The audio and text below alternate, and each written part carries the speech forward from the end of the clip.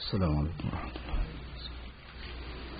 نحمده ونستعينه ونستغفره ونؤمن به ونتوكل عليه ونعوذ بالله من شرور أنفسنا ومن سيئات أعمالنا من يهده الله فلا مضل له ومن يضلل فلا هادي له وأشهد أن لا إله إلا الله وحده لا شريك له وأشهد أن سيدنا ومولانا محمدا عبده ورسوله صلى الله تعالى عليه وعلى آله وأصحابه وسلم تسليما كثيرا كثيرا أما بعد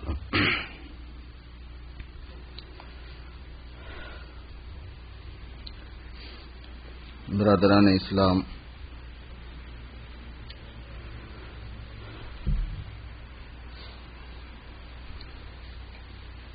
ایمان اپنے فروع کے ساتھ، برانچز کے ساتھ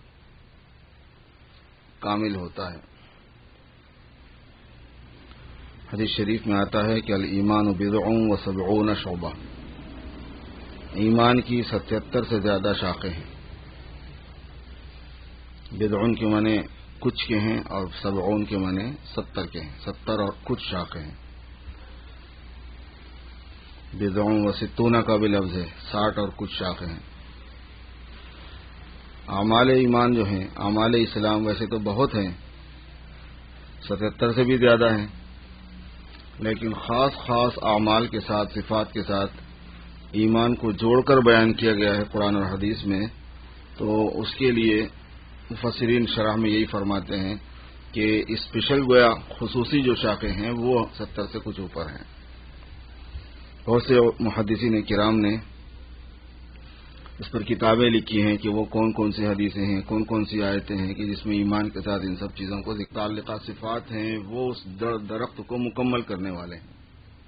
قرآن پاک میں ہے الیہ یصعد الکلم الطیب والعمل الصالح یرفعہ، اللہ ہی کی طرف چڑھتا ہے کلمہ طیب اور نیک عمل اس کو اٹھاتا ہے۔ کلمے کا کام ہے بلند ہونا، لیکن بلند کرنے والی جو چیز ہوگی اس ایمان کو، وہ اعمال ہوں گے۔ اس لیے میرے بزرگوں، اس کی بڑی اہمیت ہے کہ اگر آدمی ایمان والا ہے، اسلام والا ہے، تو عمل کے ساتھ اس کا جوڑ ہے۔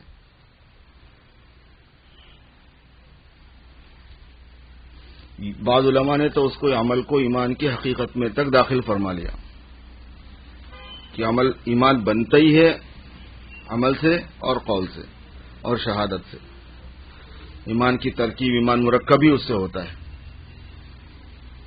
اصل میں ان کو اس کہنے کی جو ہمت ہوئی یا کہنے کا جو ذہن چلا، اس کی وجہ بھی یہی ہے کہ جگہ جگہ قرآن پاک میں اللہ تبارک و تعالی نے ایمان کے ساتھ عمل کو جوڑا ہوا ہے، اور جزا کے ساتھ میں بھی عمل کو جوڑا ہوا ہے۔ جزاء بما کنتم تعملون، جزاء بما كانوا يعملون، جو کچھ تم کرتے تھے اس کے بدلے میں تمہیں یہ دیا جا رہا ہے، جو کچھ وہ کرتے تھے اس کے بدلے میں ان کے ساتھ یہ کیا جا رہا ہے۔ لہا ما کسبت وعلیہا ما اکتسبت، آدمی کو نفع وہی ملے گا جو اس نے کمایا، آدمی کو نقصان وہی پہنچے گا جو اس نے اپنے اوپر لادا۔ اس لیے میرے بزرگوں، اسلام کی اور ایمان کی جو زندگی ہوتی ہے وہ صحیح عقیدوں کے ساتھ، صحیح اعتقاد کے ساتھ اللہ پاک کی ذات، اللہ کی صفات، اللہ کے رسول صلی اللہ علیہ وسلم، اللہ کی کتابیں، اللہ کے فرشتے، اللہ کی تقدیر، اور مرنے کے بعد کا جو نظام زندگی ہے اس پر یقین، جزا و سزا پر یقین، یوم آخرت پر یقین، مرنے کے بعد اٹھائے جانے پر یقین، کیونکہ بعض الموت میں یہ تینوں چیزیں شامل ہوتی ہیں کہ ہم وہاں پہنچیں گے، وہ ایک عالم ہے، وہ ایک دنیا، وہ ایک کائنات ہے، اس پر یقین کرنا ہوتا ہے، ہم وہاں پہنچیں گے، اس پر یقین کرنا ہوتا ہے، اور پھر پہنچنے کے بعد ہمارے اعمال کے اعتبار سے سلوک ہوگا، یعنی انسانوں کو ان کے اچھے اور برے عمل کا بدلہ دیا جائے گا، نیکوں کو نیکوکاروں کو جنت کا اور بدکاروں کے لیے سزا کا۔ اگر ایمان کے ساتھ بدکاری تھی تو پھر وہ تحت المشیت ہے۔ یہ پوری تفصیل جو احادیث مبارکہ میں بتائی گئی، اس پر یقین، یہ 7واں جو حصہ ایمان کا ہوتا ہے وہ ہے۔ اس لیے میرے دوستو، رات چونکہ شب برات تھی، نصف شعبان تھی، اور یہ ہم سب کو پتا ہے کہ پتہ نہیں کس کی قسمت میں کیا لکھا گیا ہے. زندگی کے اعتبار سے کون اس سال کے مردوں میں لکھا ہوا ہے، کون اس سال کے زندوں میں لکھا ہوا ہے، کچھ نہیں کہا جا سکتا. ایک سال کا پروانہ نکل گیا، سال بھر کی زندگی کا کچھ ہوا لیکن ہمیں نہیں پتا کیا ہوا. بتاؤ کتنا رسکی ہے یہ چیز، کتنی فکر مند کرنے والی بات ہے کہ معلوم نہیں کیا ہوا کل. چلیے ہمارے دوست کی خوش دامن صاحبہ جو ہیں وہ انتقال کر گئے بالکل آخری دن، گزشتہ سال کے حساب کتاب کے آخری دن. اعمال کے حساب کتاب کا آخری دن کیا ہے؟ 14 شعبان ہے.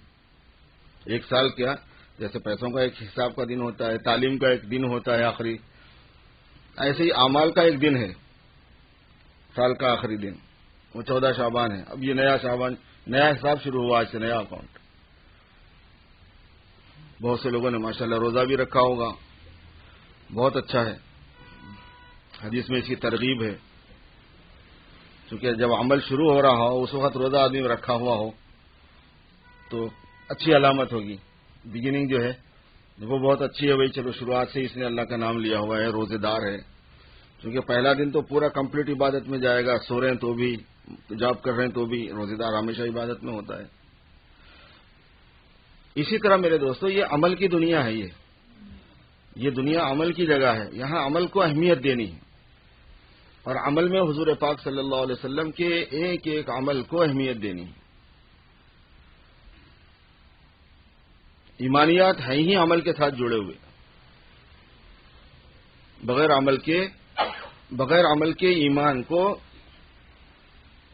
جھوٹا ایمان بھی قرار دیا جاتا ہے، اور دیا گیا ہے کئی جگہوں پر. اگر ایمان تو ہے لیکن اس کے ساتھ عمل کا جوڑ نہیں ہے تو اس ایمان کی تصدیق نہیں کی گئی، تکذیب کی گئی. تو بہت جگہوں پر ایسا ہوا ہے. جیسے ایک حدیث شریف میں آتا ہے کہ من اطاعنی دخل الجنہ،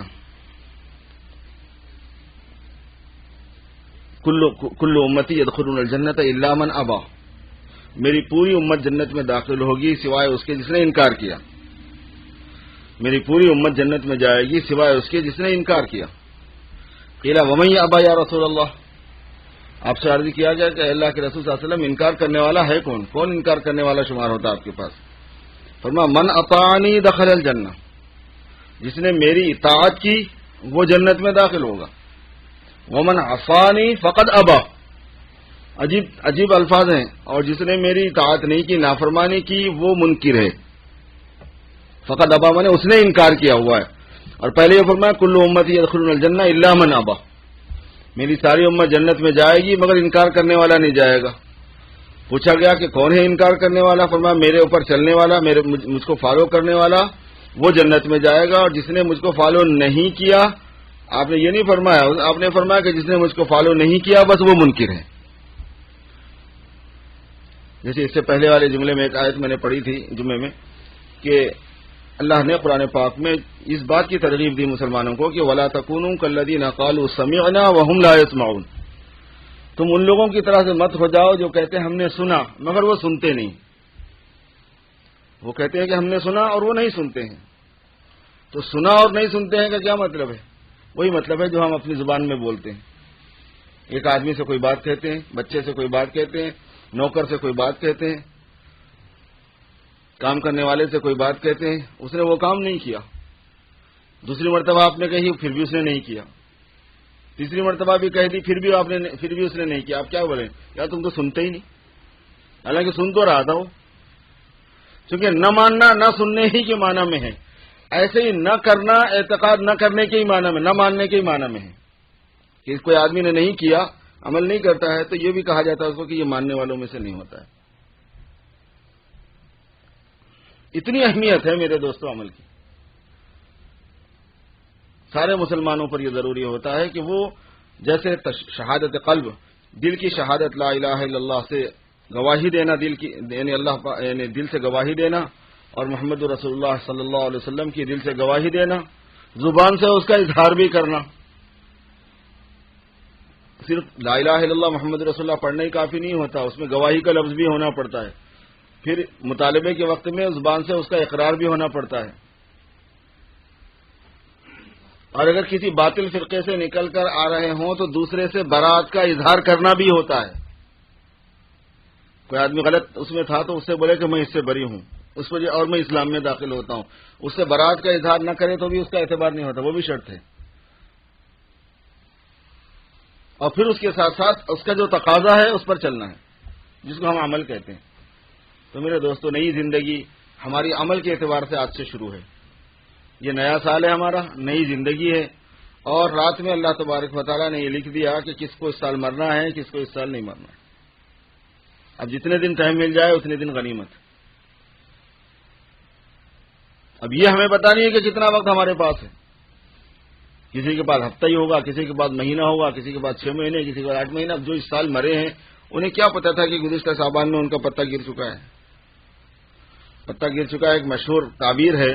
بعض روایتوں سے یہ معلوم ہوتا ہے کہ ایک درخت ہے عالم برزخ میں جس کے اوپر اتنے پتے لگے ہوئے ہیں جتنے انسان ہیں، اور جس کو مرنا ہوتا ہے اس سال جو ہے وہ اس کے پتے جو ہے پہلے پیلے ہوتے ہیں. وہ علامت ہوتی ہے کہ بھئی یہ سال اس کا وقت آ رہا ہے. پھر وہ گر جاتے ہیں، اور جتنے گرتے ہیں اتنے مرتے ہیں.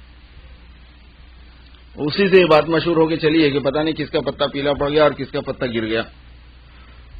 کوئی بھروسہ نہیں میرے دوستو زندگی کا. آدمی امریکہ میں رہے، انڈیا پاکستان میں رہے، بنگلہ دیش میں رہے، عرب میں رہے، کہیں کسی ملک میں رہے، افریقہ میں رہے، رشیا میں رہے، چائنا میں رہے، پیسے زیادہ والا ہو، کم پیسے والا ہو، حالات پریشان کن ہیں یا خوش ہوں، ایک بیماری ہو یا 10 بیماریاں ہوں یا بیماری نہ ہو. بعض مرتبہ آدمی 10 بیماریاں لیے ہوئے چل رہا ہوتا ہے اور اس کے سامنے کئی لوگ اکھڑ چکے ہوتے ہیں جن کے پاس زیادہ بیماریاں نہیں تھی. کچھ نہیں کہا جا سکتا اس دنیا میں. بغیر بیماری کے نئی بیماری پیدا ہونے میں کتنے دن لگتے ہیں. جو بیماری چل رہی تھی وہ کوئی ہیڈک بن جائے، کوئی پرابلم پیدا کرے، اس میں کتنا ٹائم لگتا ہے. ایک سے دوسری کریٹ ہو جائے، کسی چیز کا سائیڈ افیکٹ ہو جائے، کتنا وقت. کچھ بھروسہ نہیں ہے زندگانی کا. آدمی بلبلا ہے پانی کا. ایک تو یہ چیز طے کر دی جاتی ہے، اور یہ چیز ویسے ایک اجمالی طور پر اس وقت بھی طے کر دی جاتی ہے جب بچہ ماں کے پیٹ میں ہوتا ہے.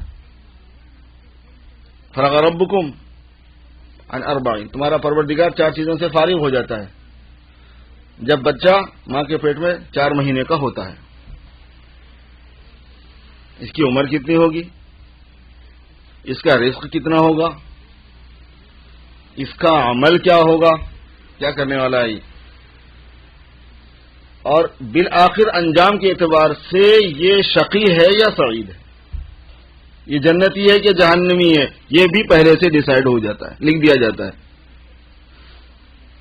ہوتا اصل میں یہ ہے کہ جیسے مال بنتا ہے کسی بھی فیکٹری کے اندر، کمپنی کے اندر، تو اس کی ڈیٹیل جہاں لکھی جاتی ہے وہ سب لکھ دیا جاتا ہے. اس میں اس کی کوالٹی کیا ہے، کتنے دن یہ پرزہ چلنے والا ہے، اور ان لوگوں کے اپنے ایکسپیرینس کے اعتبار سے یہ ہے کہ کتنی دیر تک یہ کام کر سکتا ہے، اس کی عمر کیا ہے، کام کتنا کرے گا یہ، اور پھر یہ کہ یہ میٹیریل گڑبڑ والا ہے یا صحیح ہے، سعید و شقی ہے. جو میٹیریل ہے وہ گڑبڑ والا ہے، اس کی کوالٹی صحیح ہے یا فیل ہے، وہ بھی طے ہو جاتا ہے. اور یہ بھی طے ہوتا ہے کہ یہ ورک کتنا کرے گا. اسی وجہ سے تو عمریں مقرر ہوتی ہیں کہ بھئی یہ 3 لاکھ کی شیورٹی، 3 لاکھ مائل کی شیورٹی ہے گاڑی کی، 2 لاکھ مائل کی شیورٹی ہے گاڑی کی، 1.5 لاکھ مائل. وہ 1.5 لاکھ مائل کیا حساب سے 1.5 لاکھ مائل، وہی ہے، اس کی عمریں انہوں نے بتائی ہوئی ہیں کہ بھئی یہ میٹیریل اتنے دن چلتا ہے. تو انسانوں نے یہ اندازہ کیا ہوا ہے، تو وہ تو رب العالمین ہے، خالق الارض والسماء ہے، علام الغیوب ہے. اس بات سے وہ ہر میٹیریل کے بارے میں اس کی تفصیل جانتے ہیں پوری، کہ یہ بیج اس میں کیا کیا کوالٹیز ہیں، خصوصیات. تو اللہ پاک 4 چیزوں سے تو فارغ ہو چکا ہے. ان کا علم جو کہ محیط ہے، اس لیے انہیں پتا ہے کہ بالآخر یہ جہنم کا میٹیریل ہے کہ جنت کا میٹیریل ہے، یہ بیج ہے کہاں کا، یہ جائے گا کہاں پہ، اس کی اینڈنگ کیا ہے. پھر اس کے بعد جب دنیا میں ہمارا آنا ہوتا ہے تو ہر سال اللہ تبارک و تعالیٰ اس کو ہر سال کے اعتبار سے اس کو ڈسٹریبیوٹ فرماتے رہتے ہیں. فرشتوں کے حوالے کیا جاتا ہے کہ بھئی اس سال یہ بندے کی یہ چیز ہے. اور اتنا ڈیٹیل میں، اتنا تفصیل سے، اتنا آرگنائز اللہ پاک کے پاس یہ انتظام ہے میرے دوستوں کہ نہ اس میں بھول ہوتی، نہ اس میں خیانت ہوتی کہیں، نہ اس میں کوئی گڑبڑ ہوتی. ظاہر ہے کہ وہ اللہ پاک کا انتظام ہے، محکم نظام ہے پورا.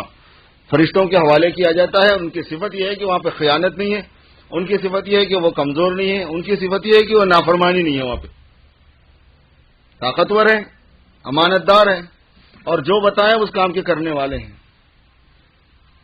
حق تعالی شانہ نے ان کی تخلیق ہی کچھ انداز میں فرمائی ہوئی ایسی. ہمارے ساتھ میرے دوستو کیا ہونے والا ہے کچھ بھروسہ نہیں. اس لیے جہاں ہو آدمی، جس کنڈیشن میں ہو، جن حالات میں ہو، کرنا کیا ہے؟ ایمان اور اسلام کے جو اعمال ہیں، ایمان اور اسلام کی زندگی کا جو تقاضا ہے وہ پورا ہونا ہے. جاب کریں اس میں، معاملات کریں اس میں، اخلاقیات ہوں اس میں، شادی اور غمی ہو اس میں، اپنے عقیدوں میں، اپنی عبادتوں کے اندر. بھائی جو ایمان والی زندگی ہے اس کو پورا کرنا. اصل میں ہم ایمان والی زندگی کے تقاضوں کو پورا کر کے مرنے کے لیے ہی دنیا میں ہوتے ہیں. ایمان والی زندگی کے جو تقاضے ہیں، اس کے جو ڈیمانڈز ہیں، ان کو پورا کر کے مرنا، یہی کام ہے دنیا میں. چاہے شادی ہو یا نہ ہو، بچے ہوں یا نہ ہوں، جاب لگے یا نہ لگے، کوئی فیکٹری بنے یا نہ بنے، بینک بیلنس بنے یا نہ بنے، پیسہ کچھ جمع ہو یا نہ ہو، خوشی کی زندگی گزرے یا صدمے کی، وہ نہیں ہے مطلوب، وہ حالات ہیں. مطلوب کیا ہے کہ ایمان ہو اور اس کے تقاضوں کے اعتبار سے آدمی کی زندگی گزر رہی ہو. ایمان کے تقاضوں کے اعتبار سے آدمی کی زندگی گزر جائے، یہ مقصود میرے دوستوں مطلوب ہے. اسی لیے عمل کی بڑی اہمیت ہے، اور عمل کے مواقع آتے ہیں، اور عمل پر آمادہ کرنے والی چیز یہاں سے کوچ کرنے کو ذہن میں رکھنا ہے. بھئی سفر ہے، یہ مسافر خانہ ہے. رات میں بتا رہے تھے نا وہ شیخ کہ ایک آدمی کے انتقال پر دوسرا آدمی رونے لگا، تو ایک بزرگ نے فرمایا کہ عجیب مسافر ہے کہ سفر پر رو. مسافرین میں سے بڑے عجیب مسافرین ہیں یہ کہ ایک آدمی نے سفر شروع کر دیا تو اس پر رو رہے سارے کے سارے. یہ بھی دوسرے یہ سمجھ رہے ہیں کہ وہ ابھی مسافر نہیں ہے. شاید روایتوں میں آتا ہے کہ اسرائیل علیہ السلام جب کسی گھر میں کسی کی جان کو لے کے جا رہے ہوتے ہیں، ملک الموت، اور گھر والے رونے لگتے ہیں تو وہ دروازے پہ کھڑے ہو جاتے ہیں اور کھڑے ہو کے گھر والوں کی طرف پلٹ کر کہتے ہیں کہ تم لوگ روتے کیوں ہو؟ کیا میں نے اس کی روزی میں سے کچھ کم کیا ہے؟ اس کے پانی میں سے کچھ کم کیا ہے؟ جو اس کا تھا اس نے پورا کر لیا، اور دوسروں کا اس کو کھانے کیوں دوں گا میں؟ جو دوسروں کا ہے وہ یہ تھوڑا ہی کھائے گا، یہ تو وہ یہ نہیں کھائے گا. پھر اس کے بعد میں وہ کہتے ہیں کہ مجھے تو اس گھر میں بار بار آنا ہے جب تک کہ کوئی ایک بھی زندہ ہے. میں تو آتے ہی رہوں گا، میں نے تو گھر دیکھ لیا ہے ابھی. بعض روایتوں سے معلوم ہوتا ہے کہ ہر دن میں اسرائیل ملک الموت آدمی کو 3 مرتبہ چیک کرتے ہیں لسٹ میں کہ یہ بندہ اس میں ہے تو نہیں، کہیں یہ بندہ ہے تو نہیں، اس میں کہاں تک جائے گا بندہ. اور اکیلی پوری ہتھیلی میں پورے انسان ان کی ہتھیلی میں آ سکتے ہیں. ایسی بڑی تو ہتھیلی ہے ان کی، پورے انسان. ایک پورا وہ شعبہ ہے، اس کے ہیڈ آف دی ڈپارٹمنٹ ہے وہ خود نے. ویسے ان کو کچھ ایسا پتہ نہیں کیا سسٹم ہے ان کا، اور روحانیات کی دنیا کا، ملائکہ کی دنیا کا، کہ ان کے کیا، یعنی اللہ تبارک و تعالیٰ نے ان کے ساتھ کیا کیا چیز سیٹ کی ہوئی ہے اور کیسا ان کا سسٹم بنا ہوا ہے. لیکن بظاہر یہ معلوم ہوتا ہے کہ وہ چونکہ ہیڈ آف دی ڈپارٹمنٹ ہے تو لاکھوں فرشتے ان کے ماتحت ہیں، وہ جس کو جدھر چاہیں لگا دیتے ہیں کام پہ کہ بھائی فلاں جگہ جا کے اپنا. حدیث شریف میں آتا ہے کہ ملک الموت کی یہ آواز سن لیں گھر والے، جب وہ دروازے پر کھڑے ہو کے کہہ رہے ہوتے ہیں تو لوگ مردے کو کفن دفن کرنا چھوڑ دیں، اپنی فکر میں پڑ جائیں. کسی کو بچنا نہیں ہے میرے دوست. آج وہ کل ہماری باری ہے، یہ بات ہے. اس لیے جب شعبان کا 15ویں شعبان آ گئی تو اس پر ورک کرنے کی ضرورت ہے باضابطہ، کہ اس پر آدمی تھوڑا دماغ لگائے، تھوڑی فکر کرے بیٹھ کے سنجیدگی سے، بالکل خاموشی کے ساتھ، یکسوئی کے ساتھ، کوئی برڈن نہ ہو، کوئی فکر نہ ہو کہ بھئی کیا یہ جو باتیں کہی جاتی ہیں، یہ باتیں ہم سنتے ہیں، حقیقت ہے یہ، ایسے ہی ہے یہ، اللہ رسول کی بات ہے یہ، سچ باتیں ہیں. تو پھر مجھے اپنی زندگی کی فکر کرنی چاہیے. عمل کے اعتبار سے کوئی تیار ہونا ہے. پھر اس میں آدمی کو نمازوں کی آمدگی ہوتی ہے، وقت پر ہو سکے، مستعدی سے ہو سکیں، سستی نہ ہو، پوری ہوں، آداب کے ساتھ ہوں. نمازوں کی، روزوں کی پابندی ہو جاتی ہے، زکوٰۃ کی ادائیگی کی پابندی ہوتی ہے، معاملات میں آدمی سیدھا ہو جاتا ہے، اخلاق میں آدمی سیدھا ہو جاتا ہے. معاملاتی زندگی بڑی میرے دوستو اتھل پھتل بنی ہوئی ہماری. اور حالانکہ معاملات میں ہمارے دین کا ٹیسٹ ہے کہ آدمی کتنا دیندار ہے. معاملات ہی ہمارا ٹیسٹ ہے اصل میں کہ ہم کتنے دیندار ہیں. وہ معاملے سے ہی متعین ہوتا ہے کہ آدمی کا دین کا لیول ہے کیا، یہ وعدے کا کتنا پابند ہے، یہ کتنا امانت دار ہے، کتنا سچا ہے، کتنا جستجو کرنے والا ہے، اور کتنا اخلاق والا ہے لوگوں کے ساتھ برتاؤ کرنے کے اندر. وہی پتہ چلتا ہے کہ آدمی کے ایمان کا لیول کیا ہے. تو اگر یہ پتا ہو کہ مسافر ہیں، ہم پتہ نہیں کب سفر کرنا ہو جائے، اور پھر دوبارہ اس دنیا میں آنے کا چانس انسان کے ساتھ میں رکھا ہوا نہیں ہے، ایک مرتبہ بس دنیا میں بھیجا گیا ہے، پھر کبھی نہیں بھیجا جائے گا، اس کے بعد عمل کے لیے نہیں بھیجا جائے گا کبھی. ختم، ایک مرتبہ چانس ختم ہو گیا، ختم ہو گیا، ایک ہی مرتبہ ہے.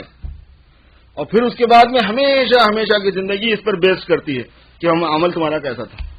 اس لیے سب سے عافیت والی زندگی میرے دوست وہ یہ ہے کہ ہر چیز میں حضور پاک صلی اللہ علیہ وسلم کی سنت والا پہلو سامنے رکھ لیا جائے. اپنی مرضی چھوڑو، نبی کی مرضی کو اپنا لو. غلام کی کوئی مرضی نہیں ہوتی، آقا کی مرضی ہوتی ہے. ہم سب غلام ہیں جناب رسول اللہ صلی اللہ علیہ وسلم کے، اور ہمارے آقا حضرت محمد الرسول اللہ صلی اللہ علیہ وسلم ہیں. اگر ان کی سنت کے مقابلے میں ہم نے اپنی عادت بنائی تو آقا کے اوپر غلام نے اپنی مرضی چلائی. اور یہ بتاؤ کتنی بے ادبی کی بات، کتنی بدتمیزی ہے یہ. کوئی اور ہوتا، دنیا کا کوئی بادشاہ ہے، دنیا کا کوئی آقا ہے، آفیسر ہے، کمپنی کا کوئی آفیسر ہے، اس کے ساتھ بدتمیزی ہو گئی. ہمارے ایمان کا کوئی رشتہ اس کے ساتھ میں نہیں ہے، عقیدت کا کوئی رشتہ نہیں ہے، محبت کا کوئی رشتہ نہیں ہے، شفاعت کا کوئی رشتہ اس کے ساتھ میں جڑا ہوا نہیں ہے، احسانات کا کوئی اتنا زیادہ رشتہ اس کے ساتھ میں جڑا ہوا نہیں ہے. لیکن آپ تو آقائے نامدار، تاجدار مدینہ، سرکار دو عالم ہیں، رحمت للعالمین ہیں، شافع محشر ہیں، ساقی کوثر ہیں، حبیب رب العالمین ہیں، ہمارے رسول ہیں، ہم ان کے امتی ہیں، وہ ہمارے مقتدا اور متبوع ہیں، ہم ان کے تابع اور مقتدی ہیں. وہ ہماری تربیت کرنے والے ہیں، وہ ہمارے مزکی ہیں، وہ ہمارے معلم ہیں، وہ محسن ہیں ہمارے. ان کے ساتھ واسطہ اگلے میں بھی پڑھنا ہی پڑھنا ہے. خبر میں ان کی صورت دکھا کے پوچھا جائے گا کہ ما تقول فی ھذا الرجل. حشر میں پلصراط پر سے گزرنے کے لیے ان کی دعا چاہیے، تبھی چل سکے گا آدمی. حدیث میں آتا ہے کہ پلصراط کے کنارے حضور پاک صلی اللہ علیہ وسلم کھڑے ہوں گے اور یہ کہتے رہیں گے کہ یا رب سلم، یا رب سلم، پروردگار میری امت کو آرام سے گزار دے، میری امت کو آرام سے گزار دے. وہ ان کی لگی ہوئی ہوگی، پوری امت کی لگی ہوئی ہوگی. پھر آپ شفاعت بھی فرمائیں گے.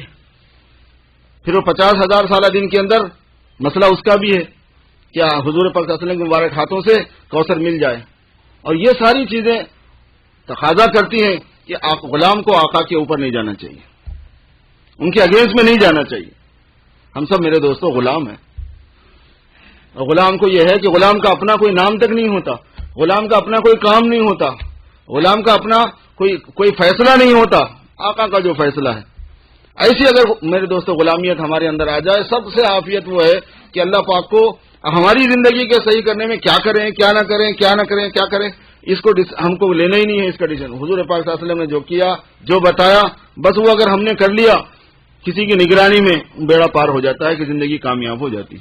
بہرحال یہ یاد دلانی تھی میرے دوستوں کہ 15ویں شعبان کی مناسبت سے تھوڑا اپنی زندگیوں کا جائزہ ہو، اپنے معاملات کا جائزہ ہو، اپنے اخلاق کا جائزہ ہو، اور تھوڑا تجدید نیت ہو، تجدید توبہ ہو، تجدید اعمال کا ایک جذبہ ہو کہ بھئی تھوڑا سا ایک نئے انداز میں اللہ تبارک و تعالیٰ کو راضی کر لیں، اس طریقے سے کہ جو وقت ہمارا باقی رہ گیا ہے سعادت مندی کا باعث ہو جائے، اور ہمیشہ اللہ پاک کی سعادت اللہ پاک ہمارے لیے سعادت مقدر فرما دیں. اللہ تعالیٰ مجھے اور آپ کو سب کو عمل کی توفیق دے. سنتیں جنہوں نے نہیں پڑھی ہیں پڑھ لی.